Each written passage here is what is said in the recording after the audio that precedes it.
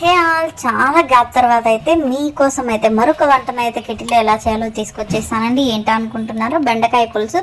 మా సైడ్ మేము ఎలా చేస్తామో చూసేసేయండి. ఇప్పుడైతే కెటిల్లో ఆయిల్ వేసుకొని, ఆయిల్ వేడెక్కిన తర్వాత ఆవాలు, దాని తర్వాత అయితే ఆనియన్ వేసుకోండి. ఆనియన్ వేసినప్పుడు కొంచెం సాల్ట్ వేసుకొని ఆనియన్ అయితే బిన్నే ఫ్రై అవుతాయి. ఆనియన్ ఫ్రై అయిన తర్వాత అయితే చిన్నగా కోసిన బెండకాయ అయితే వేసుకోండి. ఎందుకంటే పెద్దగా కోయడానికి అయితే వీలు పడదు, కెటిల్లో ఫ్రై అవ్వడం చాలా కష్టం ఉంటుంది కొంచెం, అందుకని చిన్నగా కట్ చేసుకోండి. ఇప్పుడు అది వేగిన తర్వాత మనం అయితే పులుసు రెడీ చేసుకున్నాం. అంతలోపు ఇప్పుడైతే ఒక చింతపండు అయితే ఒక నిమ్మకాయ అంత సైజ్ అయితే తీసుకొని అందులోకి వాటర్ వేసుకొని బాగా పులుసు అయితే తీసుకోండి.